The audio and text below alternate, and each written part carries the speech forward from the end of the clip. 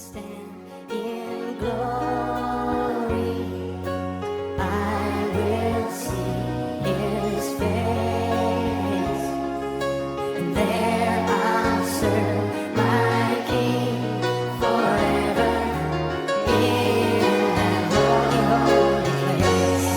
Forever singing thank you, oh my Father, for giving us your Son and leading your Spirit to the work on earth. bavuka bantu b'Imana bene data mukunda kudukurikira mu biganiro byacu bya Ministeri ya Rasta Revival Ministry ica kuri no televiziyo RMTV. Ndabahaye ikaze muri kano kanya keza Imana yongeye kuturonsa kugira ngo twongere tuganire ivyo Imana yagombye kutuganira uyu munsi. Uyu munsi tugiye kuganira ku majambo akomeye, hari teme ikomeye gose tugiye kuganira ko ni teme abantu benshi bakunze kwita mu rurimi rw'ifaransa ngo enlèvement de l'église. Enlèvement de l'église mu kirundi twoshobora kuvuga ngo iduzwa ry'ishengero, mu gicongereza naho bakunda kuvuga rapture of the church, ndetse mu rurimi rw'Iswahili naho bakunze kuvuga ngo unyakuo wa kanisa. Ni habwe icubahiro. Ni inyigisho zikomeye cyane, ni ndetse n'inyigisho z'urufatiro kuwa Kristo wese ahari mu isi. Wewe aho uri kudukurikirana, wowe mu byo uri kurakora, wowe mu byo ugenderamo byose nk'umukristo, ni ikigwa gikomeye kandi ukwiye kumenya ibijyanye n'iyo teme. Ushobora kuba wari ubizi ariko ushobora no kuba utarubizi neza, kuko turi mu gihe kigoye, turi mu gihe cy'iherezo, aho abantu benshi ndetse bamwe ari aho usanga bariko baragendera mu kutamenya, ugasanga ibintu bimwe bigendeye basoba, cyangwa ugasanga bivanye n'umuryango urerewemo, umuryango w'Ukristo urerewemo, ivyo benshi bakunze kwita ishengero. Ugasanga by'ukuri hari inyigisho zimwe zimwe kumbure mutariko muraronka, cyangwa ugasanga mwarigeze kuzironka, ugasanga n'inyigisho bagiye bazicako. Ariko uyu munsi ndagomba ngo tuvugane ico kintu, mwe mu Imana ndagomba ko ico kintu tukivugana ko cyane, ndetse ni kimwe no mu nyigisho nyinshi tuzogenda tubashikiriza mu biganiro byacu bya RMTV, ariyo televiziyo ya ministeri yacu, Ministeri ya Rasta Revival Ministry, uvuga ngo ministeri y'ikanguro ya nyuma. Imana ibanezagirire kandi ibahezagirane natwe muri kano kanya, mufashe kugira ngo dukurikire, kugira ngo turabire hamwe icyo Imana ikiravuga, icyo mwemeye karatubwira ariko aratwibutsa ku kintu kijanye n'icyo kintu kigiye kuzokoreka mu isi, mu misiri imbere, kandi tutazi ariko ishobora kuba imisi ya vuba cyane. Reka rero imbere yuko tuvyinjiramo cyane, tubanze twihereze Imana, tuyishire mu biganza kugira ngo vy'ukuri ibe ari dushoboza. Reka dusenge. Data, mu izina rya Yesu Kristo, tuje imbere yawe nk'ubwoko bwawe, tuje imbere yawe nk'abana bawe vy'ukuri. Aya n'amajambo wadushize ku mutima uyu munsi ngo tuyabwire ubwoko bwawe. Nje imbere yawe nk'umugaragu Mana we, kandi ko washimye ko uyu munsi nshobora guhagarara imbere y'ubwoko bwawe ngo ndabashikirize icyo mwe mu wari karavuga. Nciye bugufi Data, nciye bugufi, uranze urampishukiwe, ariko naye ndakweretse n'abantu bagiye kunyumviriza. Umwe wese ahari uramuzi kandi uramuhishukiwe mu izina rya Yesu Kristo. Uyu n'umwanya mwiza w'inyigisho kugira ngo tumenye, uyu n'umwanya mwiza w'inyigisho kugira ngo ubwoko bwawe bumenye, uko ijambo ryawe ratubwira ngo abantu banje bishwe no kutamenya. Reka vy'ukuri uyu munsi ivyo ngiye kuvuga, ivyo ngiye gushikiriza aba bantu bawe ubwoko bwawe aho butuye mu mihingo itandukanye y'inosi, mu izina rya Yesu Kristo. Ivyo ngiye kubashikiriza bibagereho, ivyo ngiye kubashikiriza vy'ukuri bihindura ubuzima bwabo, ivyo ngiye kubashikiriza vy'ukuri haba ndetse no kuba bamaze kumva Mana we aya makuru ababere mashasha, abahindura ubuzima bwabo, abahindura uko bariko baritwara, abahindura uko bariko baritegurira ukuza k'umwami wacu Yesu Kristo. Mu izina rya Yesu Kristo Data, reka aho ndi ngaha hantu, aho mpagaze muri uno mwanya, uko nciye bugufi imbere yawe Data, nimbumbura kanwa vy'ukuri mpemu wawe gusaba ari we yikorera. ntabahishe. Abambona boshobora kubona jamara ariko ntibabone jamara. Reka vy'ukuri mu buryo bwo mu mwuka babone icyo umuhemu Imana ariko arababwira n'icyo ariko arakora mu izina rya Yesu Kristo. Maze amajambo niyabageraho, ubutumwa bwiza nibwabageraho, izingisho nizabageraho, uwaje wese ntasubire inyuma uko yaje mu izina rya Yesu Kristo. Kandi agenda afashe icyemezo cy'ingene agiye kwitwara muri ino minsi turimo, muri iki gihe kigoye kandi kigoretse. Tugushimire Data kugiye kubana natwe, tugushimire Data gukomeza kugendana natwe kandi ukabana natwe muri byose. Icyubahiro n'amashimwe bivyawe mu izina rya Yesu Kristo nshimye kandi nsenze, amen. Imana ikumpere umugisha uri kuradukurikirana. Rero iki ni cigwa tugira turabire hamwe enlèvement de l'église cyangwa ndetse iduzwa ry'ishengero. Iduzwa ry'ishengero, iki ni cigwa ndiko ndagomba gushikiza hanini muri make. Muntu wese uzi ko uri umwana w'Imana, muntu wese uzi yuko wavutse ubwa kabiri, muntu wese uzi yuko by'ukuri izina ryawe ryanditswe mu gitabo cy'ubugingo, muntu wese by'ukuri uzi yuko uri mu rugendo rugana mu ijuru, muntu wese by'ukuri uzi yuko Kristo ari umwami akaba n'umukiza w'ubugingo bwawe. Hari ikintu kigiye gukoreka vuba Bibiliya itubwira kandi ndetse yatubwiye kuva kera, cyitwa iduzwa ry'ishengero. Iryo jambo muri make naho muzorisanga muri Bibiliya rivuga ngo iduzwa ry'ishengero, cyangwa rivuga ngo rapture of the church, cyangwa ndetse rivuga ngo enlèvement de l'église, cyangwa ndetse rivuga ngo unyakuwo wa kanisa, bivanye na Bibiliya yose iri mu rurimi rumwe muri izo ndiko ndababwira. Ariko ikintu kimwe ngiye kubabwira birafise uko bivugwa muri Bibiliya, nibyo tugiye kurabira hamwe, ariko by'ukuri mubimenye kandi mubisobanukirwe. Biragatsindwa ko uwa Kristo iyo bazi muri mu rugendo ruzoja mu ijuru ariko atazi ivy'igihe c'iherezo nyene byose bizogenda ngire bizabitunganije nkuko Bibiliya ibidusigurira. Uwa Kristo atazi by'ukuri akwiye gushira ivyizigiro vyiwe vyakazoza. Imana ihabwe icubahiro, Imana ihabwe icubahiro. Bibiliya nitubwira ngo ntabwo twe turabe ino si, ariko ngo turabo mu ijuru. Turabona ntabwo turabo ubwami bwo muri ino si, turi abo ubwami bw'ijuru. Ndetse mu rundi rurimi tugomba kwivuga neza mu Gifaransa, nous ne sommes pas les citoyens de ce monde, mais nous sommes les citoyens du royaume céleste. Ushobora kuvuga uti we are not citizens of this world, but we are citizens of the heaven. Yes. Ntabwo turabino si ariko twe turabijuru. Rero hari impamvu rero twe nk'ishengero uko ngaha mu isatari wacu tugiye kugira iki, tugiye kuduzwa nk'ishengero.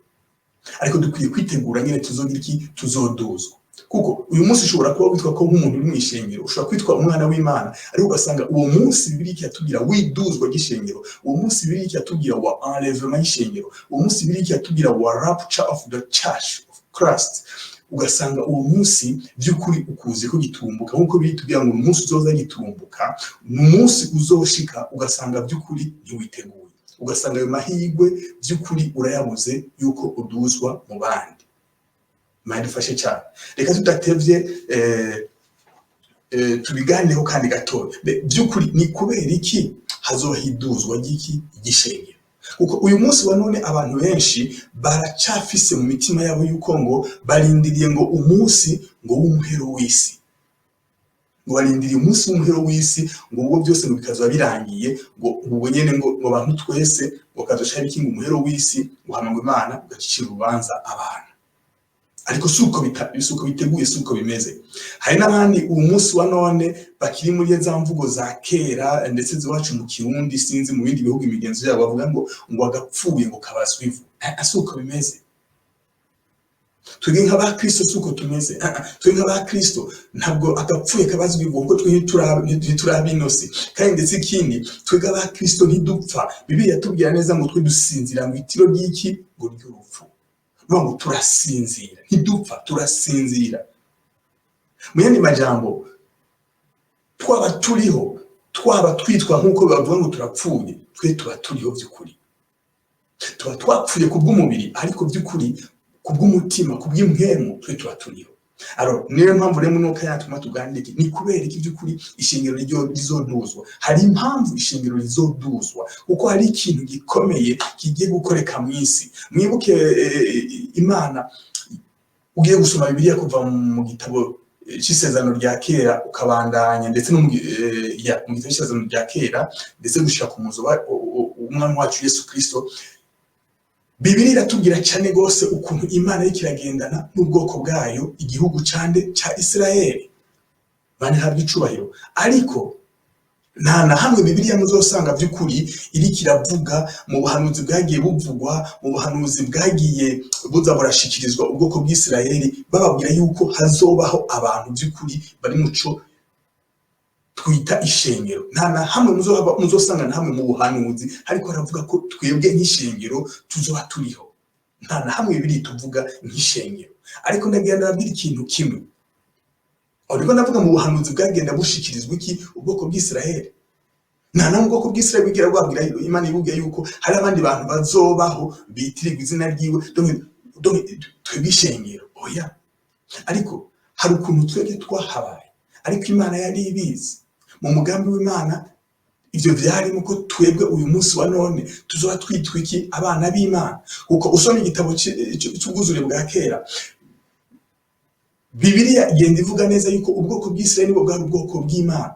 Abandi bose twitwa abanyamahanga, twari abantu badafise Imana. Kandi birikavuga ngo nta nubwo twari dufise iki ivyizigiro vya kazoza. Ntabwo twari dufise ivyizigiro vya kazoza, ntabwo twari dufise ngo Imana rurema, kuko abantu bose bo mu mahanga bose bari baracumwe baravuye ku Mana. N'ubwoko bw'Isirayeli bari baracumwe baravuye ku Mana, ariko mu bantu bose bari batuye mu isi, Imana ihitamo ubwoko bw'Isirayeli, irabutoranya, ibugira abantu bayo kugira ngo vy'ukuri iba aribo izocamo kugira ngo umugambi wayo wo gucungura umwana w'umuntu ushikweko. Rero hari ikintu rero gituma cyane ndetse kizotuma iryo duzwa ry'ishengero ribaho. Tutarinjira mu majambo yo muri Bibiliya, nagira nongere ndababwira ikindi kintu kimwe.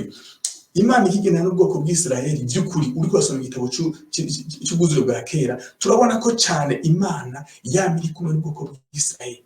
Imana yamiri iragendana n'ubwoko bw'Isirayeli. Hari igihe byaza birashika rimwe na rimwe Imana ikamera nkaho yateye umugongo ubwoko bw'Isirayeli, aho byaza bimera nkaho Imana itari kumwe n'ubwo bwoko bwayo. Ariko by'ukuri kwaba ari ibintu by'akanya gato by'imyaka mike, uko mwibuke ku Mana ngo umunsi umwe n'imyaka igihumbi, kandi ngo n'imyaka igihumbi ngo ni nk'umunsi umwe. Iyo ndiko ndavuga ngo by'akanya gato, hari igihe bashobora gusanga ari nk'imyaka nka 70, imyaka amajana, ugasanga Imana isa nuko yateye iki ubwoko bwayo umugongo. Ariko ntiyaba yabahevye akagirire, yarasubiye ikabagarukako, igakomeza kugendana nabo, igasubira ikagira iki ikabiyegereza. Yamira ikirabagoragoza, yamira agoragoza, yamira bahendahenda, kugira ngo vy'ukuri irabe ko abo bantu vy'ukuri bavavanura n'ikintu cyiswe icaha, bavavanura no kwihemukira, bavavanura no kutayubaha, bavavanura no kutayizera, kuko Imana imaze gukorera mu maso yabo ibintu byinshi. Imana ihabwa icubahiro. Rero hari ikintu nagomba mbanze ndababwire, nuko hari ibintu Imana yamaze gushinga, tubaza kubishikako, yamaze gushinga ku bwoko bw'Isirayeli. Kandi ibyo Imana yamaze gushinga ku bwoko bw'Isirayeli yarabishinze ko bitegezwa kuzoba ku bwoko bw'Isirayeli. Ariko nubwo bizoba ku bwoko bw'Isirayeli, hariho abantu ivyo bintu bidategezwa kubako. Abo bantu bizobako nabo ni bande? Ni twebwe ishengero. Ni twebwe ishengero, ni twe twenyene ivyo bintu bitazotegezwa kugira iki, bitazotegezwa kubako. Reka ndababwira ico kintu cyarico. Usomye mu gitabo ca Daniyeli, ubwoko bw'Isirayeli bwarigeze kuba bwagizwe inyagano buri muri Babuloni. Hari impamvu Imana yari yabahaye ico gihano, batwagwa nk'inyagano, Yerusalemu harasambuka, igisagara c'Imana kirasambuka, igisagara citirirwa izina ry'Imana kirasambuka, ubwoko bwayo burasabagira, butwagwa nk'inyagano i Babuloni. Ariko nubwo batwegera i Babuloni, harimwo abantu b'abahizi, harimwo abantu by'ukuri bayoboka Imana, harimwo umugabo witwa Daniyeli. Uwo Daniyeli amaze kugenda, by'ukuri yari umuntu yari yararahiye ko atazokwigira yiyandurisha ikintu na kimwe cyo muri burya bwami bwa Babuloni yari yagiyemo, kuko yarazi by'ukuri Imana yabasekuru biwe, yarazi Imana yiwe, kuko yari umuntu akunda gusoma, yari umuntu akunda gusoma mu bitabo birimo ibyagezwe, ibyo basekuru na basekuruza bagenderako, ibitabo byose bagenderako byarimo amategeko y'Imana. Akagerageza misi yose, ikwama misi yose karagira iki, ariko arabyubahiriza. Daniyeli ko yabyubahiriza, yakunda no gusenga. murazi amakuru ya Daniyeli ni menshi twagaruka ko muri uno mwanya. Murazi ibihe byinshi byagiye biramushikira kubwo kubaha Imana yiwe no kutagomba gukora ibijanye n'ivy'ubwami bwa Babuloni. Ariko hari igihe Imana yari yashinze yuko bazomara imyaka bazomara nk'inyagano, yari imyaka 70 bateza kumara nk'inyagano mu gihugu cya Babuloni. Muri ico gihe Daniyeli aza kubona by'ukuri ko iya myaka iri kiragera. Daniyeli niyo yatangura gutakambira Imana, aringinga Imana, arasenga Imana, yihana ibicumuro byabo, yihana ibicumuro by'ubwoko bwabo, yihana yiyeza yitunganya ariko hanini asenga kubwiwe no kubwoko bwabo bwatwe nk'inyagano, ayongera asengera n'igisagara cya Yerusalemu. Ariko kubw'ivyo Imana iramuzanira ijambo, Imana iramuhishurira ikintu, kuko yarabona yuko yari umukiranutsi. Kwisanzwe Imana irumva amasengesho y'umukiranutsi. Bibiliya bitubwira amasengesho y'umukiranutsi Imana irayumva cyane. Rero Daniyeli yari umuntu akiranukiye Imana cyane mu rugezo rurenze, ntako Imana itari kumwishura. Ariko byabaye ngombwa ko Imana ihishura amabanga, imubwirira amabanga y'ibitegezo kuzoba ku bwoko bwiwe. Kubera iki? Kuko umukiranutsi yari yafashe umwanya ariko arasenga ari imbere y'Imana. Imana yamuhishurira ikintu, Imana yamubwira by'ukuri yuko hariho ibihe byamaze gushingwa ku bwoko bw'Isirayeli, kugira ngo by'ukuri, kuko Daniyeli yasenga asaba ko Imana yobaharira, yuko by'ukuri Imana yobaharira ikabakuraho agakengegwe. Imana by'ukuri kibuka igisagara cya Yerusalemu, igisagara kitiwe izina ryiwe cyabaye umusaka. Daniyeli arasenga, ariko Imana yamubwira ati uko bimeze kose nubwo wosenga gute, hariho ibyagize iki, hari ibyamaze gushingwa ku bwoko bwanyu no mu gisagara cyanyu cya Yerusalemu. Imana iza kubashingira iki Imana yise ngo amayinga 70 ku bwoko bw'Isirayeli. Ubwo n'ubuhanuzi bukomeye n'ubuhanuzi buramvuye twobwinjiramo cyane, ariko icyo ngomba gushika ko niki nuko muri ubwo buhanuzi bw'amayinga 70 mu byo tumaze kubona muri Bibiliya uko byahanuwe n'ibyo tugenda tubamo n'ibyo bigenda tubona bishika mu isi. Muri ubwo buhanuzi bw'amayinga 70 amayinga 69 yose yaramaze kurangira. Nuvuga ngo ubuhanuzi bw'amayinga 69 mu mayinga 70 bwose bwamaze kurangira. Bane habwa icubahiro. Ibyo tuzobigaruka ko vuba, ndetse vuba hari igitabo turiko turanategura kandi gisa n'icyarangiye, mu minsi izokibashikiriza kibaha gutahura co by'ukuri insiguro y'amayinga 70 yagenewe ubwoko bw'Isirayeli. Ibyo tuzobigaruka ko mu minsi mu zindi nyigisho, kandi ico gitabo kizobafasha muri tegura kuzokironka. Rero amayinga 69 amayinga 70 amaze gushira, yarashize. Ivyo Imana yari yahanuye, ivyo Imana yari yavuze ko byose bizoshika mu bwoko bw'Isirayeli, byose byamaze kugira iki, byamaze gushira. Ni ukuvuga ngo amayinga 69 ahera kuva umunsi aho Imana yavuga yuko Mesiya, Segaba Mesiya azoba yahavuye. Imana ihabwa icubahiro ngo Segaba Mesiya azoba yakuweho. Ni ukuvuga ngo kuva umunsi Yesu by'ukuri akuweho, umunsi kuva Yesu umunsi by'ukuri yishwe, umunsi Yesu by'ukuri apfuye ku musaraba. Ni ukuvuga ngo muri uyu uvuga ngo yaraheje gukurwaho, yaraheje kwicwa, yaraheje gucungura iki, yaraheje gucungura umwana w'umuntu, asigaye kugira iki, guhambwa. Maze Yesu arahambwa, hamahambwe nyuma y'iminsi 3 abona kugira iki, abona kuzuka. Igikorwa cyose cyo gucungura umwana w'umuntu yari yamaze kukirangiza. Imana ihabwa icubahiro. Ariko ku musaraba, ari umusaraba musapfa, umusakuweho, ariko ni yakuweho fizike mangaha mu isi. Ni ukuvuga ngo byose yarabirangije, igikorwa cyo gucungura umwana w'umuntu yarakirangije. Muri make ni ukuvuga ngo umuntu wese ashoboye kwizera Kristo by'ukuri yarashoboye kuronka iki, ubugingo budashira. Uwashoboye kwizera Yesu Kristo ko ari umwana w'Imana, ko yamupfiriye, yaratanwe kuronka iki, ubugingo budashira. Yacitse iki, umwana w'Imana. Imana ihabwa icubahiro. Imana ihabwa icubahiro. Ni ukuvuga ngo kuva icyo gihe havuka ishengero. Kuva icyo gihe ni ukuvuga ngo yaraheje Imana kubivyarira abana bayo, yaraheje gucungura abantu, yaraheje kubacungura mu kugira iki, mu bwitange bwa Kristo by'ukuri nk'impongano y'ibyaha by'abantu batuye mu isi. Rero kuva icyo gihe hatangura kuvuka iki, ishengero. Imana ihabwa icubahiro. Imana ihabwa icubahiro. Kuva icyo gihe turavye mu buhanuzi bwagiye buba, mu buhanuzi bwagiye bukurikira bwose bwari bwarahanuwe bwose n'abavugishwa n'Imana, iyinga rigira 70 iyinga ni ukuvuga ngo iryo yinga rigira 70 ari ryo yinga rya nyuma ntiriratangura. Reka gato mbarinda basomere ibintu nje kubabwira. Turasoma mu gitabo cya Daniyeli umurongo w'icenda ku 24. Daniyeli umurongo w'icenda 24 haratubwira ngo amayinga 70 agerewe ubwoko bwanyu n'igisagara cyanyu cera, kugira ngo ibicumuro bishire n'ibyaha birangizwe n'ibigabitanyo bitangirwa impongano, hazanwe ukugororoka kutazoshira. Ibyo weretswe n'ibyavugishijwe n'Imana ngo kutazoshira. Ibyo weretswe n'ibyavugishijwe n'Imana ngo bimatanishwe ishashara, idomwe mu ikimenyetso, ahera cyane harobanuzwe amavuta. Bane habwe icubahiro.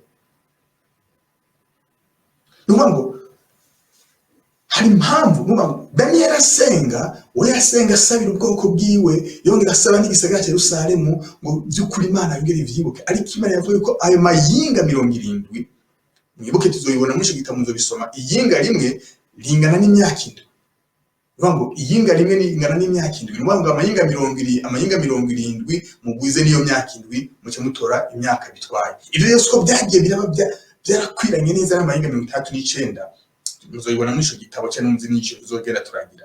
Ariko haracyasigaye iyinga rimwe ariyo myaka 7. Hari imyaka 7 isigaye itegekanije ku bwoko bw'Isirayeli itarashika muri no buhanuzi bwa Daniyeli. No kuvuga ngo ayo mayinga 70 nashira narangira neza, hazohagira habiki, hazohagira habe kugira iki, kugira ngo ibicumuro bishire, ngo bishire burundu, biveho burundu. Kuko ubwoko bw'Isirayeli bwaracumuye ku Mana.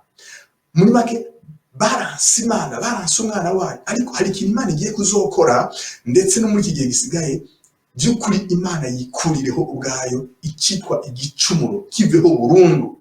Ngo ibishire, ngo icumuro bishire, ngo n'ibyaha birangizwe, ngo n'ibigabitanyo bitangirwa impongano, ngo haza ngo kugororoka kutazoshira. Imana ihabwe icubahiro. Hari ukugororoka kutazoshira Imana igomba kuzana ku bwoko bw'Isirayeli. Iyo uriko murasoma Bibiliya, ari ahantu Bibiliya tugira ngo amagorwa, ibyo bita amagorwa ya Yakobo, amagorwa ya Yakobo, ngo amagorwa yamaze gushingirwa ubwo umuryango wa Yakobo, ubwoko bwa Yakobo, ngo abamuka muri Yakobo niyo Isirayeli, niyo miryango 12. Hari ikintu kigiye kuzokoreka, kuko muri ayo mayinga 70 Imana ngo izokuraho ibicumuro, ngo n'ibyaha bitangirwa impongano. Imana ihabwe icubahiro. Ico gisagara cya Yerusalemu cyose ngo gihumanurwe. Imana ihabwe icubahiro. Ariko ibyo kugira ngo bibe, hari ibintu Daniyeli yahishuriwe mu nyuma. Ugiye gusoma mu kindi kigabane gikurikira, mu kigabane cya nyuma, hari ahantu Daniyeli yahishuwe neza ibintu byose bizoba. Aho Imana itubwira neza ibintu bizoba igihe umuntu yiswe Antekriste by'ukuri azoba yamaze kugira iki, kuza guhumanya na barushengero w'i Yerusalemu. Ivyo biri mu bintu bizoba mu yinga igira 70. Imana ihabwe icubahiro. Ariko uyu munsi wa none, kubera iki iyo yamayinga 69 yamaze kurangira, ariko arangiye ihinga rigira 70 n'icitanga ubwo nyene, nuko hari igitangaza cyakoretse mu isi. Ubwoko bw'Isirayeli bumaze kwakira umwami Yesu, ngo bamwakire nk'umwami wabo. Ni ukuvuga ngo ubutumwa bwiza bwakwiye mu isi yose, maze abari abanyamahanga ducika ubwoko bw'Imana, ducika abantu b'Imana, ducika ishengero rya Kristo. Kuko abakiriye Kristo bose, abamwakiriye bagacika abana b'Imana bose, twahawe kubaka ishengero rya Kristo. Nuvuga ngo tweko turi ishengero rya Kristo. Rero muri make ubu Imana cyangwa ndetse na Kristo bahanze amaso twebwe. Imana ihabwe icubahiro. Imana ihabwe icubahiro. Mu gihe cy'isezerano rya kera, Imana iri kumwe n'ubwoko bw'Isirayeli by'ukuri. Imana ngo yabana nabo, Imana yabamwishengero, Imana barayubakira ishengero.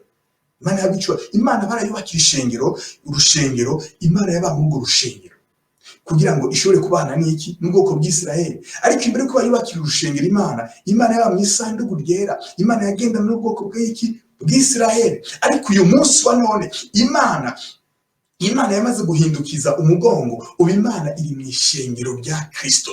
Ni ukuvuga ngo niyo mpamvu kuva iyinga rya 69 rimaze kuba rirangiye, imbere y'uko iyinga rya 60 rya 70 ritangura, hari ikintu kiriko kirakoreka, hariho ishengero rihari kandi rikomeza kwaguka. Niyo gituma uyu munsi wa none dukomeza guhamagara abantu benshi kwakira agakiza, kugira ngo by'ukuri nabo babe mu ishengero rya Kristo, bacika abana b'Imana mu ishengero rya Kristo. Uko mu ishengero rya Kristo ubu twebwe twahindutse iki? Twahindutse ingoro y'Imana. Ubu noneho Imana noneho ibana n'ishengero rya Kristo. Ubu Imana ntikirikira abana n'ubwoko bw'Isirayeli, ndetse n'ubwoko bw'Isirayeli ubu mu gihugu cy'Isirayeli nta na rwa rushengero ruhari Imana yaza yiberamo kugira ngo ibane n'ubwoko bwayo cya gihugu cyari yatwanije. Oya, ubu byarahindutse. Imana ubu yibereye mu ki? Imana yibereye mu ishengero rya Kristo.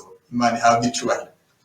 Niyo mpamvu hari impamvu iyi enlèvement tugiye tuvugane ko, hari impamvu iri duzwa ry'ishengero tugiye tuvugane ko ritegerezwa kuba. Imana ihabwa icyubahiro. Hari impamvu itegerezwa kuba, kuko Imana ni ngombwa, uko yabisezanije, uko yabihanuye, ni ngombwa ngo bibe. Imana igize iki? Isubire ihindukira ubwoko bwayo bw'Isirayeli, kugira ngo ya mayinga 70 by'ukuri ahere. Kugira tubisubire muri Daniyeli, ya mayinga 70 by'ukuri ashike, hama namara gushika hari iki? Imana ihabwa icyubahiro. Hari iki? Nuvuga ngo hari ikintu kizoca kiba ngo kugira ngo ibicumuro bishire, ngo n'ibyaha birangizwe, ngo n'ibigabitanyo bitangirwe iki? Impongano. Bazobyishura. Hari impongano bazotanga, hari impongano izotangwa ku bw'ubwoko bw'Isirayeli, ngo haza mu kugororoka kugize iki? Ukugororoka kutazoshira. Aho ubwoko bw'Isirayeli, nibuke Imana yagenda ivuga ubwoko bw'Isirayeli ngo ni ubwoko butagondwa izosi. Nuvuga ngo ntacyo batari babonye ku Mana, ntacyo Imana itari yarabakoreye kugira ngo bashobore kuyizera by'ukuri, bashobore kwigumako, ariko bakomeje kuza barayivako. Imana yavuye ibita ubwoko ngo butagondwa izosi. Niyo mpamvu uyu munsi wa none rero muri iki gihe kuva kuri iryo yinga rya 69 rimaze guhera, hamaze kuvuka ishengero, Imana ubu yarahindukije yahitete umugongo ubwoko bw'Isirayeli. Imana icayiza yibera muki? Mu rundi rushengero rwayo yiyubakiye, urushengero rutubaswe n'iki? Rutubaswe n'amaboko y'abantu. Ubu rushengero nago surundi ni twebwe aba Kristo, ni twebwe abana b'Imana, kuko mpemu w'Imana yibera mu mitima yacu. Niyo mpamvu imibiri yacu ngo ni ingoro ya mpemu w'Imana. Haleluya. Imana ihabwa icyubahiro. Rero Imana iri kumwe natwe. Niyo mpamvu rero iyinga ya 70 ntiriratangura, ntiharagira ko ritangura, ariko hari ikintu cyose nagenda ababwira bene data. Hari ikintu cyose nagenda ababwira bene data. Usomye muri Bibiliya, ugasoma muri Matayo 24, muri Matayo 24, 33 na gushika 44,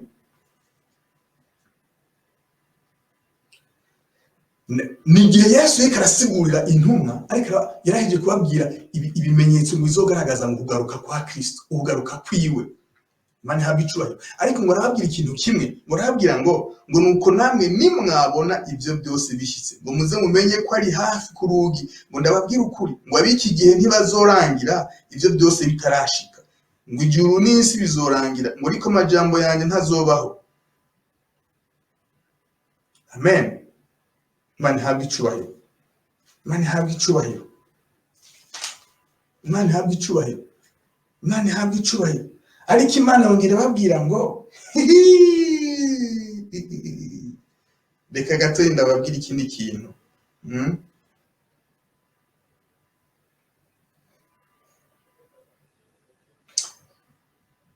Tudugarugura gatoyi ku murongo wa 32, twacanye muri Matayo 24, haravuga ngo nimwigire ku musukoni ngo umugani wawo, mwishami ryawo iyo ritoshe amababi agatutuza, ngo mumenye yuko gatasi kari hafi. Imana ihabwa icyubahiro. Kwigira ku musukoni ngo iyo amababi atanguye gututuza ku musukoni, mumenye ko gatasi kari hafi. Rero iyinga ya 70, niko ndavuga ngo iyinga ya 39 ryaraheze, havuka ishengero. Imana igenda n'ubwoko bw'Isirayeli wabye mu gitabo cy'ubwuzure bwa kera, ariko birahinduka. Mu kubana n'ubwoko bw'Isirayeli yaba mu ishengero, mu rushengero rw'abubatswe nabo, kugira ngo Imana ibane nabo. Ariko imbere y'uko urushengero rwubakwa, Imana yaba mu ihema, yagendera n'ihema mu isanduku ryera. Imana ihabwa icubahiro. Ariko hari igitangaza cyakoretse ishengero rimaze kuvuka, twebwe babandi ngo tutagira Imana, babandi ngo tutari dufise rurema, babandi ngo tutari dufise ivyizigiro vya kazoza, twisanga twacitse abana b'Imana kubwo kwizera. Kubwo kwizera Kristo. Kubwo kwizera Kristo ducika abana b'Imana, twakira Kristo, turamwizera, turamwakira, aba muri twebwe, tumugira umwami n'umukiza w'ubugingo bwacu, ducika by'ukuri abana b'Imana, turabatizwa by'ukuri, amazina cyandikwa mu gitabo cy'ubugingo, ducika ishengero rya Kristo. Nuvuga ngo ducika none ishengero ritubatswe n'amaboko y'abantu, ariko ryubakiwe n'Imana. Imana igira iki? Iba muri twebwe. Rero Imana ibyo yasezeranye mu bwoko bw'Isiraheli ntabwo byahagaze. Amahinga 70 niko ndavuga ngo ategezwa gushika. Ariko Yesu yaravuze ngo twigiye gusa ku mugani w'umusukoni, iyo tubonye gusa mu mababi batanga ututuza tuniho agatasi yagira kabe. Hari ibintu rero Bibiliya yagiye ivuga, hari ubuhanuzi bwinshi bwagiye buvuga ku by'igihe cy'iherezo, na Yesu aramaje mu menshi yagiye abwira intumwa ku by'igihe cy'iherezo, ku gihe cy'iherezo kizoba, igihe cy'iherezo muri rusange y'isi. Imana ihabwa icubahiro. Twebwe nk'ishengero ubu tumaze kubona neza igice turimo, ni ukuvuga ngo mbega ko ishengero ryagiye kuvuka muri iki gihe cyangwa igihe cy'iherezo, ariko igihe muri iki gihe cy'iherezo hakaba hariho amayinga 70 yari yagenewe ubwoko bw'iki bw'Isiraheli.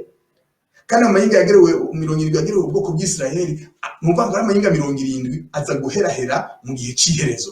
Imana ihabwa icubahiro. None se twebwe nk'ishengero turi hehe? Ariko uko twahawe kugendereza, uko twahawe kwigira ku mugani w'umusukoni, hari ibintu byinshi tugenda tubona, hari ibintu byinshi tugenda turabisha amaso yacu, uko twagiriwe amahirwe yo kuba turi muri runo rungano rwo mu gihe cy'iherezo, kugira ngo by'ukuri ibintu byose byahanwe byinshi tugenda tugira iki tubona imbere yacu n'amaso yacu, tubibemo. Imana ihabwa icubahiro. Rero nk'ishengero ubu tumaze kubona neza ahantu tugize iki, ahantu turi, novuga ngo ahantu ducometse. Nuvuga ngo twebwe turi hagati y'iyinga rya 69 n'iyinga rya 70. Nuvuga ngo iyinga rya 70 ko itaratangura, ni kubera ishengero rihari. Mu yandi majambo, ni kubera hari ubundi rushengero rw'Imana, Imana yibereyemo. Imana iri kirabana nande, iri kirabana n'ishengero rya Kristo. Imana iri kiribana n'iki? N'abana bayo. Imana ihabwa icubahiro. Rero Imana kugira ngo isubire by'ukuri, ihindukiriza amaso ku bwoko bw'Isiraheli muri iki gihe cy'iringa 70, isubire igihe, nuvuga ngo umugambi ku bwoko bw'Isiraheli,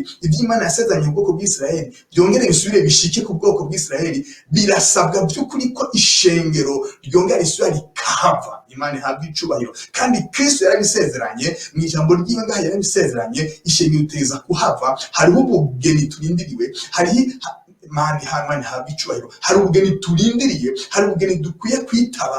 Haleluya. Kuko ishengero ngo turi umugeni, ariko ngo Kristo nawe ngo ni umukwe. Imana ihabwa icubahiro. Rero ishengero tugiye kuduzwa, ishengero tugiye kugira iki? Tugiye kunyakugwa. Mu rurimi rw'igiswahili bivuga neza unyakuwa wa kanisa. Ishengero tugiye kunyakugwa, ishengero tugiye kuduzwa, ishengero tugiye guterurwa, ishengero tugiye kugira iki? Ishengero tugiye ndetse kuzamurwa, ndetse wo kwibwa no mu Kinyarwanda, tukugwe muri ino si by'ukuri tugende. Imana ihabwa icubahiro. Kuko hari ibintu bigiye gushika, hari ibintu bigiye gushika ku bwoko bw'Isiraheli.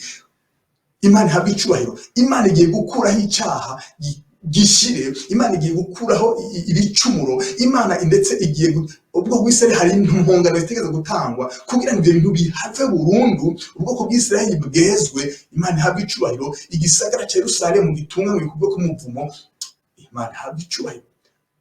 Rero ivyo rero igihe bizaba bikoreshwa ubwoko bw'Isiraheli biteza ko affecta isi yose. Imana ihabwa icubahiro. Kuko Imana izofata nk'umugambi wo guhora amagorwa yose ubwoko bw'Isiraheli bwanaboneye ngaha muri ino si, agatotezo bwagendeyemo, ikintu cyose intambara, n'iki byose byagiye bubabaza ubwoko bw'Isiraheli, agacokoro, agasuzuguro, abakengereye Imana yabwo bose, hari igihe bagiye guhanirwa muri ino si. Imana ihabwa icubahiro. Rero ivyo byose bizoba mu gihe kidasanzwe, mu bihe by'umubabaro, uko Bibiliya bivuga, mu bintu bizoba mu gihe cy'iherezo. Ariko ishengero rya Kristo ivyo ntitegeza kuzobibamo. Ishengero rya Kristo ritegeza kuzoba ryabikuwemo. Ishengero rya Kristo rizoba ryamaze kuvanwa muri ino si mu buryo bw'umubiri. Imana ihabwa icubahiro. Hari inyigisho nigeze ko ndikora mu minsi iheze. Burya ishengero rya Kristo twe tubaye ngaha mu isi ariko tubaye mu bwami bubiri. Abatubona batubona tugenda ariko turi mu bwami bubiri. Imana ihabwe icubahiro. Tugendera hano muri ino si, no, abatubona batubona turi muri ino si ariko ubu bwami bw'isi buratubona ariko ntituri muri bwo. Abo muri bwami bw'isi baratubona ariko ntituri kumwe. Imana ihabwe icubahiro. Nuvuga ngo twe turi ngaha mu isi mu buryo bw'umubiri ariko mu buryo bw'umuhemu turi mu bundi bwami, ariko bwami bw'umuco, ariko bwami bw'ijuru. Imana ihabwe icubahiro. Niyo mpamvu hari ikintu kindi gizoba gikomeye n'ishengero twagira iki twakugwa ngaha muri ino si.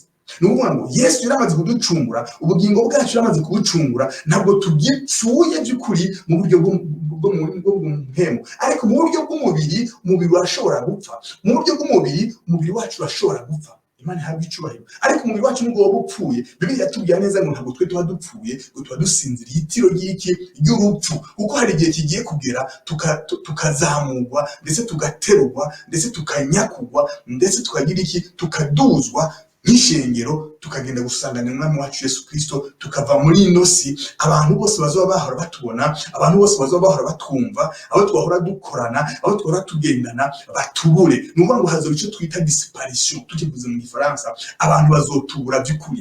Ariko imirimo izobandanya mu isi, ibintu bizobandanya, ariko bazotubura. Imana ihabwe icubahiro. Niyo mpamvu Bibiliya yatubwira ngo umugore azogenda, umugabo asigare, umugabo agende, umugore asigare, abana bagende, ababyeyi basigare, ababyeyi bagende cyangwa abana basigare, kuko ibyo biteza kuzoba biba, kuko by'ukuri Yesu yaje gutandukanya, yaje gucanishamo. Ni ukuvuga ngo abamwizeye n'abatamwizera, ni ukuvuga ngo icyo gihe bazogaragara. Imana ihabwe icubahiro. Niyo hazoba itandukaniro ry'abizera n'abatizera, niyo hazoba itandukaniro ry'abakorera Imana n'abatayikorera Imana, niyo hazoba itandukaniro ry'abana b'Imana n'abatari abana b'Imana. Imana ihabwe icubahiro.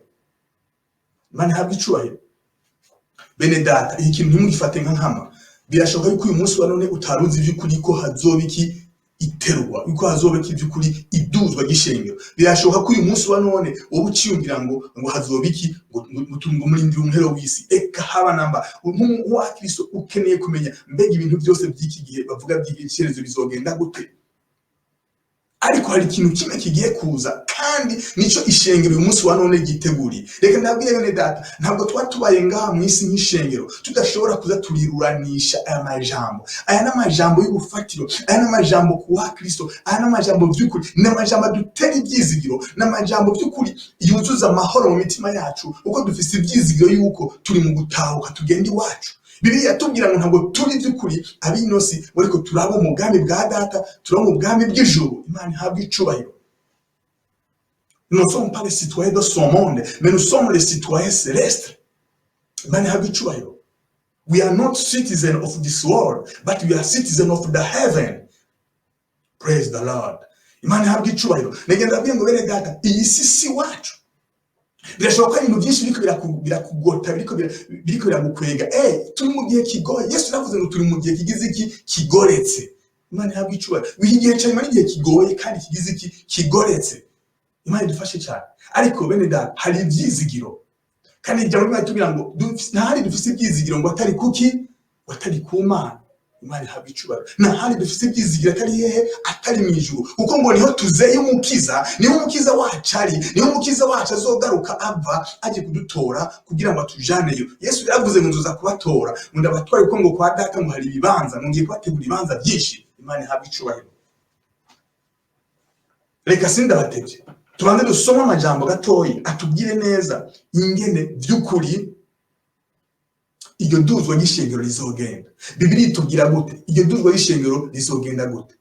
Ariko bene data, hari ibyizigiro. Uyu munsi ushobora kuba uri umuntu uri mu bibazo bitandukanye, ariko nyamba by'ukuri umwana w'Imana, menya yuko hariho ibyizigiro, hariho ibyizigiro abera dufise, hariho ibyizigiro abana b'Imana dufise, hari aho turindiriye kugenda. Uko ubwami kumva umaze igihe warakijijwe, wumva uri umwana w'Imana, ariko hariho ibyizigiro, hari ahantu urindiriye kugenda, hari ahantu urindiriye gushika, hari ikintu kigiye kuba gitangaje, hari ikintu kigiye kuba kidasanzwe, aho abari iminsi bose bazotangara bakamenya by'ukuri ko twizeye ari Imana nzima, ko twizeye ari Imana itabesha, ko twizeye ari Imana kibirengeye, ariyo Mana ifise ububasha, ari Imana ifise ijambo ryanyuma ku buzima bwacu, ariyo Mana yongera ibigira ikabigira ikongera ikabigirura. Niko Bibiliya itubwira ni Imana ishoboye ibyo yavuze irariteramiye kandi no kurishitsa izorishitsa. Imana ihabwa icubahiro. Imana yarerekanye kuva na kera yuko niyo duzwa rishoboka. Imana ihabwa icubahiro.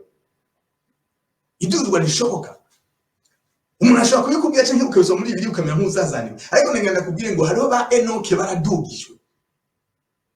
Imana yabadugije. Imana yashobora kwerekana ko irashobora kuduza umuntu ikamutwara mu ijuru ataciye mu rupfu, yahinduwe gusa. Imana ihabwa icubahiro. Tujya tubisoma mbwa tuza kwibona.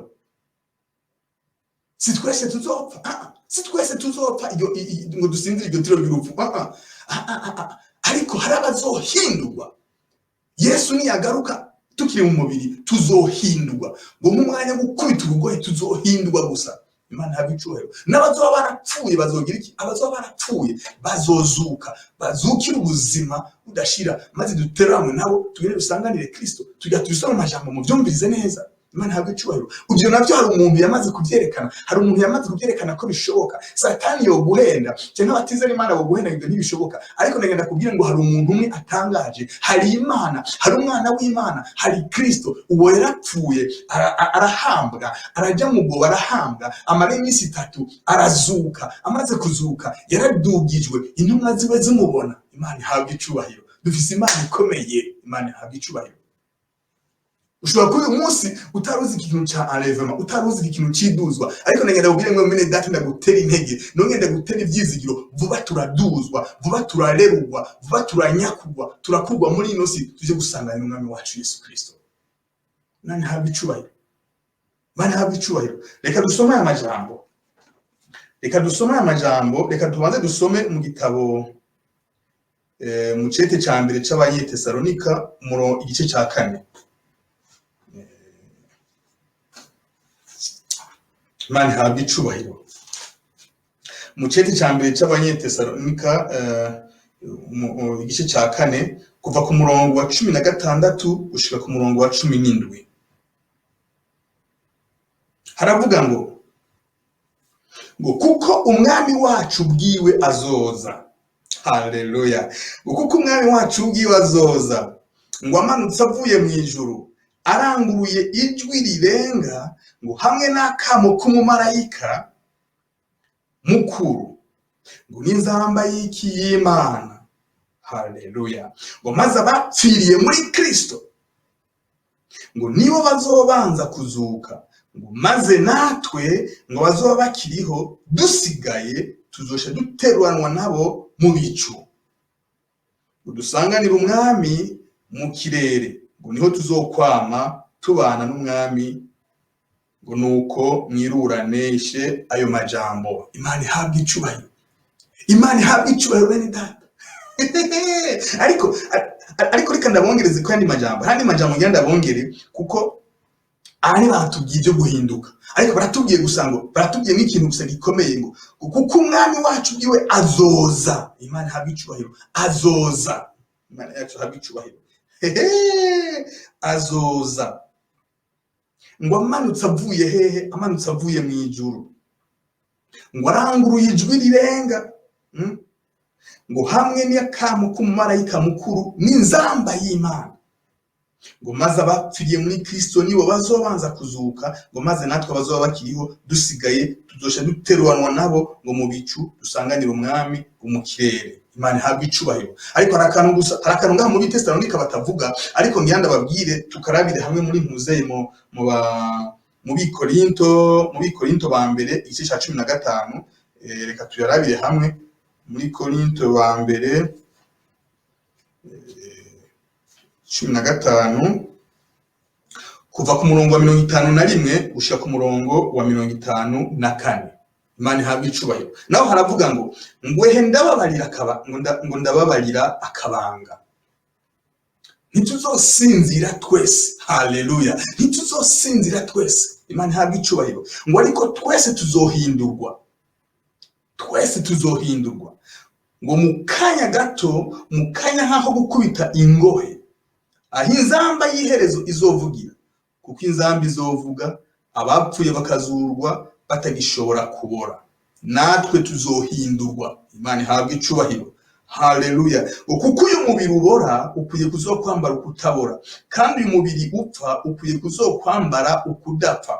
Ngo ariko uyu ubora niwamara kwambara ukudapfa, n'uyu upfa niwamara kwambara ukudapfa, niho hazoshika rya jambo ryanditswe ngo urupfu rumizwe n'intsinzi. Haleluya. Imana ihabwe icubahiro. Ngo urupfu rutsinzwe n'iki? Urupfu rutsinzwe n'intsinzi. Imana ihabwe icubahiro.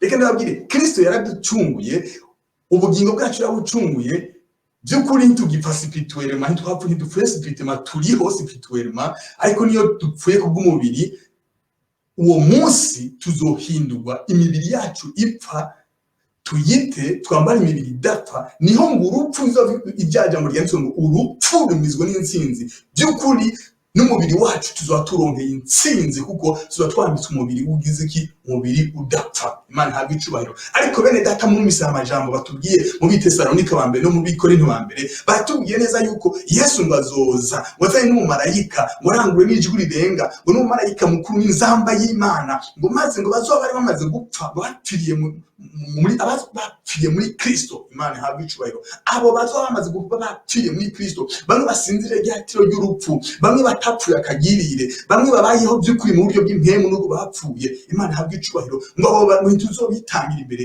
ngo abo bazobanza bazuke. Imana ihabwe icubahiro. Mu Bikorinto no tubonye neza bamaze kuzuka, ngo by'ukuri ngo natwe tuzoba tuhari, natwe tuzoba dusigaye, ngo tuzohindurwa, ngo nko mu mwanya w'iki? Ngo mu mwanya wo gukubita iki? Wakagohe. Imana ihabwe icubahiro. Ngo maze tuzohita tugira iki? Ngo duteranwe nabo, maze dusanganire nde? Dusanganire Kristo, ngo mu bicu ngo tuzobana biteka ryose. Imana ihabwe icubahiro. Imana ihabwe icubahiro. Ivyo bintu bigiye kuba vuba bene data, ivyo bintu bigiye gushika vuba bene data. Ariko ubuzima ngaha mw'isi buzokomeza, ubuzima ngaha mw'isi buzobandanya. Niyo mpamvu mwigishe tugize imisi turiko turabwira, hari ibindi bintu bikomeye bizabigira bibe ngaha mw'isi. Imana ihabwe icubahiro. Hari Babironi rikiritegura, Babironi n'uwo munsi wa none rikiritegura. Imana ihabwe icubahiro. Ariko hari ubwami bw'umwiza, hari n'ubwami bw'umuco. Imana ihabwe icubahiro. Ubwami bw'umuco nibwo turimo, ariko ubwami bw'ijuru, ariko ubwami bw'umwiza ariyo Babironi Bibiliya itubwira, by'ukuri yo nayo rikiritegura. Hari abaye bazaba bayisigayemo. Ishengero tuzoba tunyakuwe, ishengero tuzoba duteruwe, tuduze hehe? Gusanganira Kristo. Tugiye gusanganira iki? Umukwe. Tugiye mu bugeni bwa wa mwagazi w'Imana, wa mwagazi wa mwana w'Imana. Imana ihabwe icubahiro. Tuzoba duteruwe, tugiye gusanganira Kristo, ngo tuzobana nawe. Haleluya. Imana ihabwe icubahiro. Reka ndababwire ikindi kintu kiryoshe bene data. Hari abamaze kutwitangira imbere, hari abantu benshi twumva batwitangiye imbere, hari abantu benshi Bibiliya itubwira, hari n'abandi bantu benshi twebwe twabonye by'ukuri twari kumwe muri ino n'ishengero, twari dufatanije mu kubaka ishengero rya Kristo.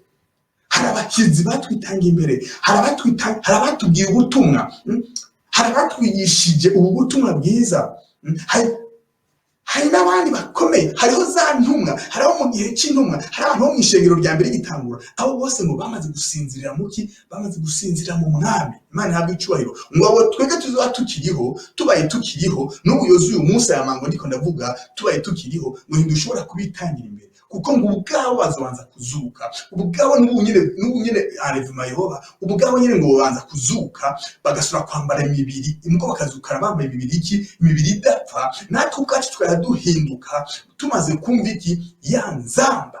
Haleluya. Ya nzamba y'Imana. Reka ndababwire bene data, iyo nzamba si twese tuzoyumva, iyo nzamba si uwa Kristo wese azoyumva, iyo nzamba umuntu azoyumva ni umuntu by'ukuri yiteguye, ni umuntu by'ukuri ari tayari. Imana ihabwe icubahiro. Mu nyigisho ziheruka twarabonye ngo ubwami bw'ijuru ngo bugeranwa n'iki? Ngo n'ubukwe ubw'umwana w'iki? W'umwami. Ngo umwami ngo atumirire abantu. Imana ihabwe icubahiro. Amaze gutuma ko abantu abo yabutoreye bakanka, umwami yarashavuye, abwira inshoreke bati, genda mu mayira abiri, mutora bo muhura nabo bose mubabwire.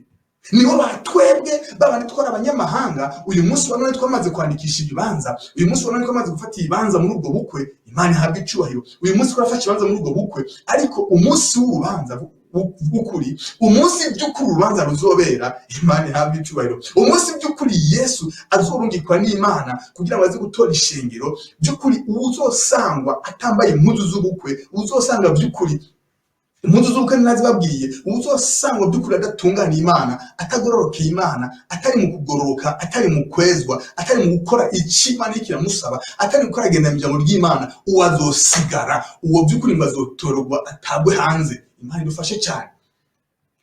Mwene data, komeza witegure, komeza witegure. Bibiliya iratubwira ngo nitwitegure nk'uko by'ukuri uwo munsi w'ubukwe ugira ushika ubunye, ngo nitwitegure tube maso, kuko uwo munsi uzoza nk'umunsi igisuma kizira. Imana ihabwe icyubahiro. Uwo munsi ngo na Yesu ngo ntawazi, umwana w'Imana ubwiwe ngo ntawazi. Imana ihabwe icyubahiro. Yesu aradukunda. Yesu ko muri uwo munsi yabawuze yari kutwibira akabanga nk'ishengero, ariko nagira ndabwira ikintu kimwe, ngo n'umwana w'Imana ngo ntawazi, ngo n'abamarayika bo mu ijuru ntabo bazi, ngo ariko ngo uwo munsi nguzwi nande? Nguzwi na Data gusa. Imana ihabwe icyubahiro. Uwo munsi nguzwi na Data gusa, ariko ngo twame tugaba. Ariko Yesu gusa yatwibiye akabanga kamwe, yaratubwiye ibimenyetso, yaratubwiye ibintu byinshi bizogenda biba, ariko atubwira ngo nitwigire kuki, ngo ku mugani w'umusukoni.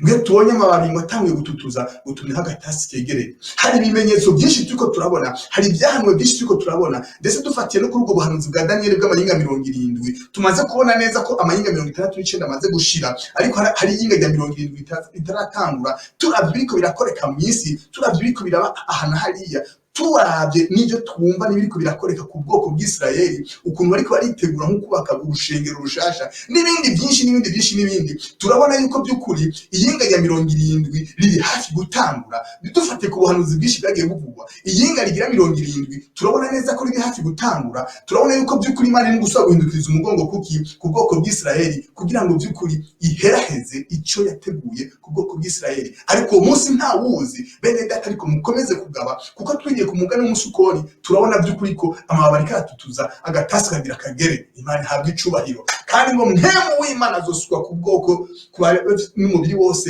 mu gihe cy'iherezo. Mpemu w'Imana yadusutsweko, mpemu w'Imana niyo yatwigisha, mpemu w'Imana niyo aduha kubona ibyo byose turiko ndababwira. Haleluya. Mpemu w'Imana niwe azatwereka, niwe aduha kubona, niwe aduha kumenya. Imana ihabwe icubahiro. Imana ihabwe icubahiro. Imana ihabwe icubahiro. Haleluya. Mpemu w'Imana niwe aduha kugira discernement, mpemu w'Imana niwe aduha ubwenge, mpemu w'Imana niwe aduha kumenya. Imana ihabwe icubahiro. Mwibuke ko mpemu w'Imana akorera mu ngezo ndwi. Imana ihabwe icubahiro. Imana ihabwe icubahiro. Bantu b'Imana, ishengero rigiye kunyakugwa, ishengero rigiye kuduzwa, ariko mukomeze kwirwanisha amajambo. Ishengero rigiye kugira iki? Ishengero rigiye kuduzwa. Imana ihabwe icubahiro. Imana ihabwe icubahiro.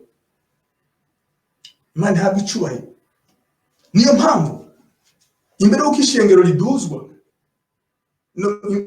niyo mpamvu imbere y'uko by'ukuri Imana isura guhindukira ubwoko bw'Isirayeli, kugira ngo by'ukuri ibyahanuwe, ibyavuzwe, ibintu bizokoreka muri rya yinga rya 70 risigaye, rya yinga rya 70 risigaye ku bwoko bw'Isirayeli, kugira ngo Imana by'ukuri ihanagura icyaha, ikure igicumuro cyose, bitangirwe impongano, ihumanura igisagara cya Yerusalemu. Hari ikintu kiko kirabuza ibyo bintu ko biba. Imana ihabwe icubahiro. Hari ikintu kiko kirabuza yuko ibyo bintu biba, iryo yinga rya 70 bitangura. Nkuko ndiko ndababwira, nta kindi kiko kirabuza ko ibyo bintu biba. Nitwe gishengero tukiri ngaha, kuko Yesu yaravuze ngo ubutumwa buzovuga ku isi yose, ubutumwa buzovuga mu mahanga yose, kugira ngo bizobe nk'ikimenyetso. Imana ihabwe icubahiro. Kizobe nk'ikimenyetso by'ukuri, kizobe nk'ikimenyetso ko abantu bose bamenye Imana, bumvise Imana. Kizobe nk'ikimenyetso kizotuma abantu atamuntu azovuga ngo afite icyo agira yireguze. Abantu bose barumvise iki? Ubukuru, amakuru y'ubwami bw'iki? Y'ubwami bw'ijuru. Niyo mpamvu mwene data ahantu uri, komeza ubwire ubutumwa abantu bose mutura mubana, komeza ubwire ubutumwa abantu bose mukorana, komeza ubwire ubutumwa bw'ubwami bw'ijuru, ubutumwa bw'umusaraba, ubutumwa bw'ubwami bw'ijuru, ubwami bw'Imana, abo bantu bose mugendana, abantu bose muvukana, abantu bose mu miryango, abo bantu bose reka sinzi impande urimo, ariko kuruzi babwira ubwo butumwa, kuko ngo kizoba nk'ikimenyetso. Kandi agenda akiri babwira ikintu kibene data, ico kimenyetso n'ubu kirahari, kuko ubutumwa buravuga kuri internet, uja kuri Facebook n'ubutumwa gusa, uja kuri YouTube n'ubutumwa gusa, ugenda za Instagram n'ubutumwa gusa, ugenda za Twitter n'ubutumwa gusa, za Periscope n'ubutumwa gusa, ugenda za Twitch n'ubutumwa gusa, ugenda no kuri ma platform yose n'ubutumwa gusa. Ntaco abantu bazo kwisiguza. Imana habwe icubahiro, Imana habwe icubahiro. Ariko hari ikintu kigihagaritse yuko by'ukuri ibintu byose byahanura ubwoko bw'Isiraheli, ibintu byose byavuze kuri cya gihugu cy'Isiraheli, Imana izokora mu minsi ya nyuma kugira ngo iheraheze ibijya Daniyeli yari yarahanuriwe. Hari ikintu kikibihagaritse. Hari ikintu kigihagaritse yuko wa mugwanizi, wa mu antikristo, umwe wa mu antikristo, umwe azoza yigira Kristo, umwe azoza yigira by'ukuri nk'umuntu yishira hejuru cyitwa Imana cyose, umwe azoza gushira ikizira mu rushengero ubwoko bw'Isiraheli buzoba bwamaze gusubira kubakira Imana imaze gusubira kubahindukiza umugongo, bo bakibwira mu mitima yabo yuko Imana bagira basobe bakira urushengero, bagira basobe bayitangira ibimazi. Hari uzo kwigira Imana akaza guhagarika icyo bita ngo byabimaze baba batanga bya buri gihe kugira ngo yigire Imana, kugira ngo by'ukuri bamuramye. Ariko ubwoko bw'Isiraheli icyo gihe buzokuguruka amaso, bumaze kuguruka amaso, kuko ubwoko bw'Isiraheli kuba bwakahaba nta yindi Mana bwigeze busenga uretse igihe bagenda baragwa bazorasenga ibyigwamana. Ariko nubwo basenga ibyigwamana, nubwo baja mu ntege nke, bari bazi yuko bafise Imana ikomeye, Imana ya basokuru, Imana ya Aburahamu, Imana ya Yakobo, Imana ya Yakobo na Isaki, basekuruza babo. Bari bazi ko ari Imana ikomeye, Imana yo mu ijuru, Imana yaremye isi n'ijuru, Imana yaremye byose, Imana yaremye abantu, Imana kirengeye. Ibyo bari babizi, nubwo baza baraja mu ntege nke, ibyo bari babizi ko Imana yabo atari Imana ituye ngaha mu isi, atari Imana iba mu isi, atari Imana y'ikibumbano. Nubwo baja mu ntege nke rimwe na rimwe bagahanwa, basoba bakigarura, kuko iyo Mana yabo bari bayizi. Nibwo bwoko bw'Imana bwari bufise Imana, iyi Mana dusenga, iyi Mana imirudende. Imana habwe icubahiro. Rero antikristo uwo naza kushiraho cya kizira mu rushengero kugira ngo bamuramye, ni amaso y'abazokuguruka, amaze kuguruka, maze by'ukuri baganjure bamwangire, hano babone gusura guhamwa biteye ubwoba. Imana ifashe ubwoko bw'Isiraheli uko nabo nagiye kuba mu bintu bidakomeye, mu bintu bidasanzwe. Ariko ndaganira by'ikintu kimwe bene data, ngo twebwe nk'ishengero rya Kristo, ishengero rizoba ridafise agasembwa muri ico gihe, ngo tuzoba twaramaze kunyakugwa, twamaze kuduga. Nitumara kunyakugwa tukaduga, ngo niho uwo mugarariji ngo azohishurwa. Ariko ngo hari ikintu n'ubu munsi kigitumye uwo mugarariji atarahishurwa. Niyo mpamvu uyu munsi wa none hashobora kuza umuntu akabahenda ngo nakana nakane antikristo ihibambewe. Nta antikristo uyu munsi wa none arahishurwa. Ibyanditswe biba bitubwira neza uwazohishurwa. Ishengero rimaze kugira iki? Rimaze kunyakugwa, rimaze gukurwa mu isi. Ariko mukomeze mwibare, integuro z'uwo mu antikristo ziramaze kuba. Kandi uwo mu antikristo n'uwo munsi wa none ashobora kuba ari ngaha mu isi, ashobora kuba ari ngaha mu isi bivanye n'ibyo tugenda turabona, bivanye n'ibiriko biraba. Ariko by'ukuri ntarahishurwa, ntituramumenya. Ariko dushobora kugendereza, dushobora kubyiga. Uko muri Bibiliya Yesu ariko aravuga ngo ni ikimenyetso ciwe, ariko aravuga cya giharo amajana 336, avuga ngo ni izina ry'umuntu, avuga ngo ni ikimenyetso cya antikristo. Yavuze ngo abafise ubwenge, ngo bamenye neza icyo giharuro, iryo zina ry'umuntu. Haleluya.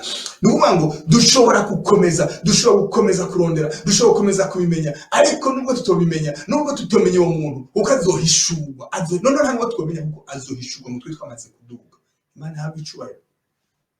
Ariko nababwiye bene data, ntabwo ishengero ryose rigize abitwa ngo bari mu ishengero, abitwa ngo nabana b'Imana, ntabwo bose bazogira iki? Bazonyakugwa. Hazonyakugwa ngo abagize iki? Mu ishengero ritagira iki? Agasembwa. Imana habwe icubahiro. Iryo shengero rero ritagira agasembwa niryo ritumye umunsi wa none kuba tukiri mu isi, kuba rikiri mu isi, niryo ritumye uyu munsi wa none uwo mugararije atarahishurwa. Niryo ritumye uyu munsi wa none by'ukuri hakiri ko haraba integuro z'uwo mugararije azoba. Izo nteguro nizamara gutozwa, nizamara kurangira, nizamara gushika, uko Imana ibizi, nuko Imana yabiteguye, nuko Imana izi ko bizogenda, ishengero tuzonyakugwa. Nijamara kunyakugwa, iyinga rigira 70, mu mayinga 70 yose yamaze gutegurirwa ubwoko bw'Isiraheli, uko byahanuriwe mu wavugishwa n'Imana Daniyeli riheze ritangure. Imana habwe icubahiro. Iyo myaka indwi iheze itangure, maze bizobandanya biganisha isi ku muhero wayo. Imana habwe icubahiro. Ariko ikintu kimwe no munsi niko nababwiye nuko bentu w'Imana mwene data umenye yuko hari ico bita enlèvement, hari ico bita iduzwa gishengero, hari ico bita inyakugwa gishengero, hari ico bita unyakuo wa kanisa muri Giswahili, hari ico bita rapture of the church, hari ico bita enlèvement de l'église. Imana habwe icubahiro vuba cyane kandi Bibiliya yatubwira ngo twitegure nkuko bigira bibejo. Imana habwe icubahiro nkuko bigira bibe ndetse uyu munsi nyene kuko ejo ni kera. Imana habwe icubahiro kuko ngo azoza, Kristo azoza ngo hakuri igisuma kiza mw'ijoro, kandi ngo yabanye n'ubwo ngo bamenya mu munsi igisuma coza ngo yo kwiteguye. Imana habwe icubahiro yo kwamyagavye. Imana habwe icubahiro. Reka dusome amajambo gatoyi tujya kurangiza. Dusoma Abitesalonika ba kabiri igice cya kabiri kuva ku murongo wa 6 gushika ku murongo w'indwi.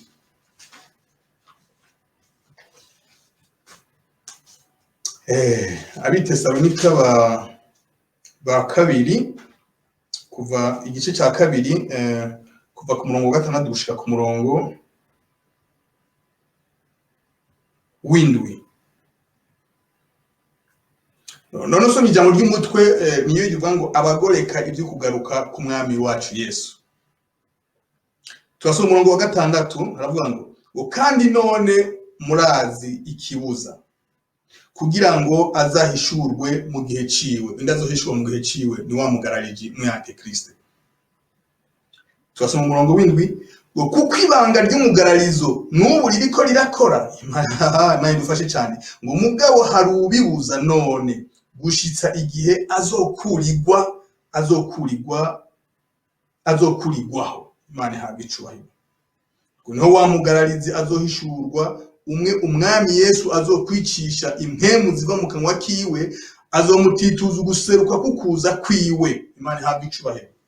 Hari iki kibujije yuko wa mugararije agira iki ahishurwa ngo gushika igihe uwo muntu azokurirwaho. Imana habwe icubahiro. Ishengero niko tukibujije yuko wa mugararije ahishurwa.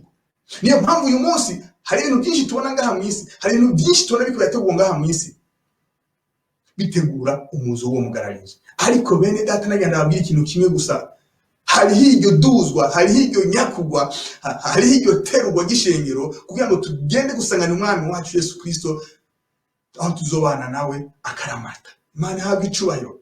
Imana habwe icubahiro. Ariko uyu munsi wa none nagenda babwire ngo umuhero w'isi ntuzoburahaza. Babandi bibaza umuhero w'isi ngo nibo barindire, umuhero w'isi ntuzoburahaza. Bibiliya yatubwiye neza ngo uwo mugararije ngo niwe Kristo, ngo igihe azobagarutse.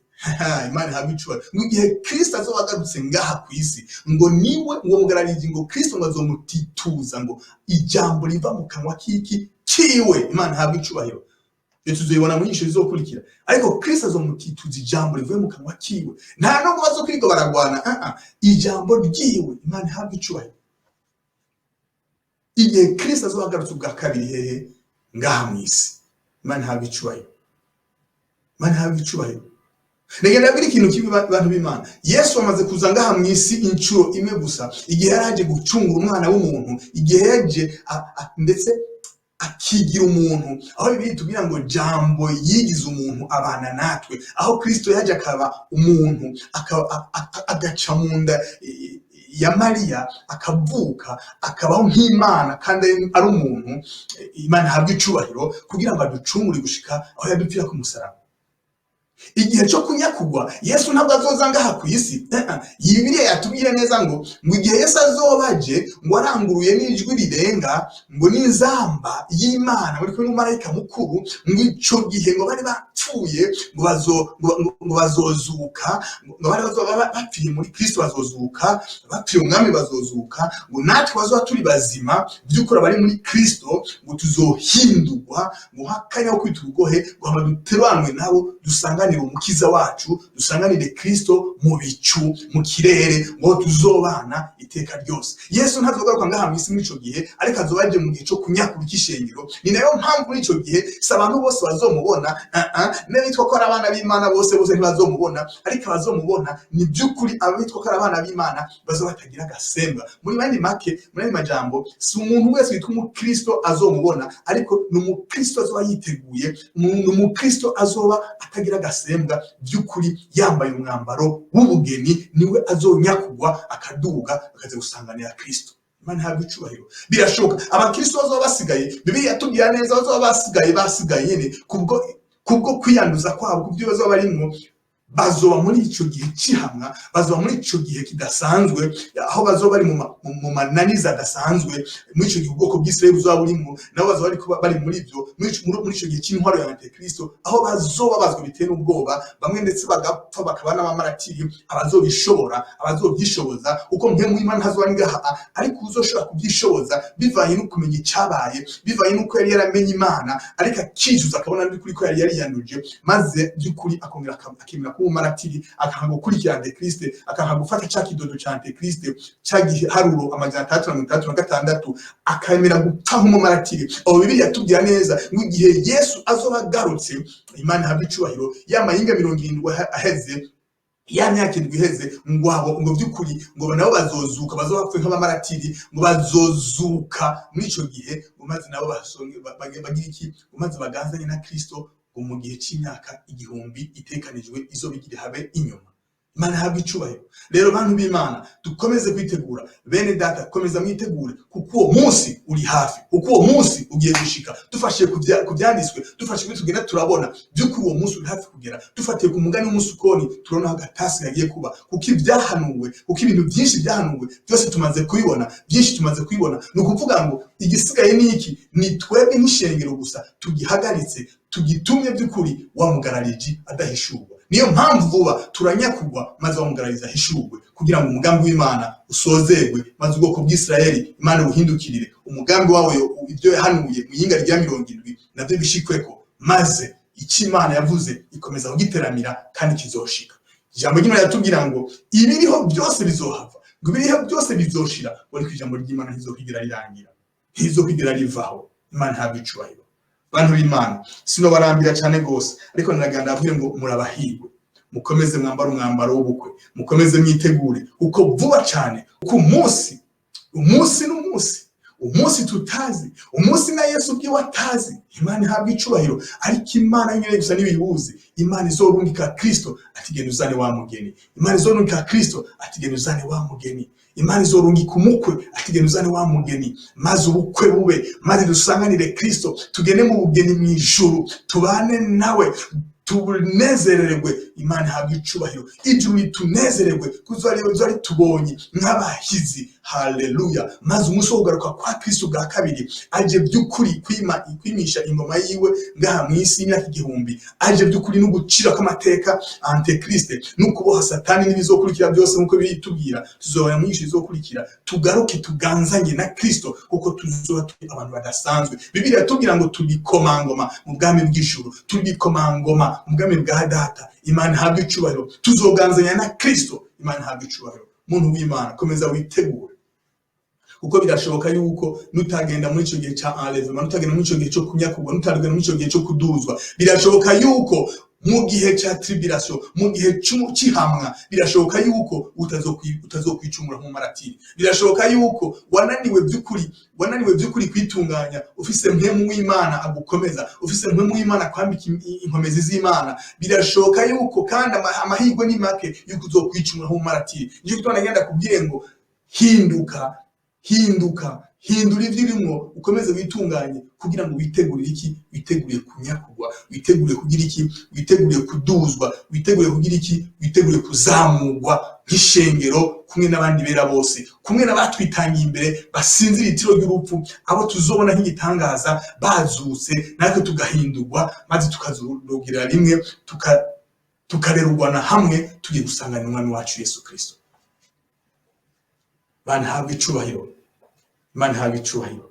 Bene data, aya niyo majambo nagenda babwira, aya niyo majambo Imana yashize ku mutima kugira ngo uyu munsi tuyaganire, kugira ngo uyu munsi by'ukuri, uyu munsi wongere ivyizigiro bisubire bigaruke, kuko Bibiliya nitubwira ngo nta handi ivyizigiro byacu biri ngo atari mu ijuru, uko ariho umucunguzi wacu ari hazozanana. Imana ihabwe icubahiro, Imana ihabwe icubahiro, Imana ihabwe icubahiro.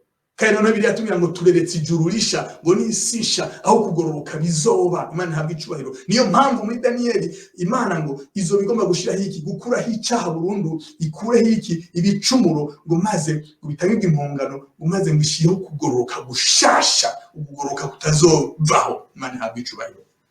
Rero umuntu wadukurikiye nukuri Imana ikugire neza, umuntu wadukurikiye Imana igushoboze, umuntu wadukurikiye Imana ikugire neza. Izi nyigisho uzumvirize, ukomeze uzumvirize, udusubiremo uzumvirize, uzisangize n'abandi, kugira ngo vy'ukuri ukomeze kwitegura, nabo bandi uzisangije bakomeze kwitegura, kuko igihe kiragoye, ibihe turimo biragoye, ibihe turimo biragoretse, hari byinshi biriko birayobya abantu, hari byinshi biriko birayobya abo mw'ishengero. Imana idufashe cyane, Imana idufashe cyane, Imana idufashe cyane. Uko ijambo ry'Imana ritubwira ngo uwo biriko birakoreka munsi, uko impemu ya Antikristo n'uko irakoreka munsi, kandi ngo bibaye ngombwa ngo binashoboka ngo n'abatoranijwe ngo Antikristo agerageza kubayobya. Nubwo Antikristo atarahishurwa, ariko impemu za Antikristo zimaze kuhaba, ariko n'abakora Antikristo bamaze kuba bariho. Iyo mpemu irahakorera mu isi, irahindura, kandi irahindura ifata benshi n'abari baratoranijwe, abo bishobotse, abijajaye, abatabaye maso, by'ukuri abatambaye igwanishwa by'Imana. Imana ihabwe icubahiro. Twitegure, muntu w'Imana witegure, muntu w'Imana by'ukuri ntukadendebukirwe, hariho ivyizigiro. Turafise iyo tugira ngo tutahe, turafise iyo turindiriye kuja, kandi bidatevye turataha iwacu mw'ijuru. Imana ihabwe icubahiro. Rero sino barambira, nukuri kuba washoboye gukurikirana ubu butumwa bwiza uri umuhirwe, kuba uyu munsi washoboye gukurikirana aya majambo y'Imana uri umuhirwe. Imana ikuduhezagirire. Nukuri tuzoba dusubira tuganira n'andi majambo aryose mu bundi butumwa bwiza tuba twashikiriza mu minsi imbere, no mu zindi programa nyinshi z'inyigisho tubabwira mu minsi imbere, nkuko twazibateguriye, aho tuba turiko turabigisha n'ibijanye na Nouvelle Ordre Mondiale, ibindi bice bikurikira. Imana ibane namwe, Imana ikomeze by'ukuri ukubashigikira mu ngendo zanyu, ndetse no mu guhitamo kwanyu, no mu vyemezo byanyu mufata, kugira ngo mukomeze kuyoboka umwami wacu Yesu Kristo. Amen. Naho ubutaha.